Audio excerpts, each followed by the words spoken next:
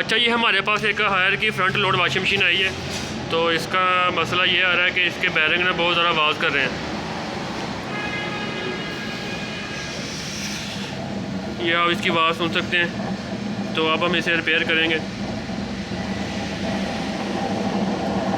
इसका ये मसला है, इसकी आवाज़ बहुत ज़्यादा बैरिंग होगी, तो इसको अब हम मुकम्मल खोलेंगे और इसे रिपेयर करेंगे।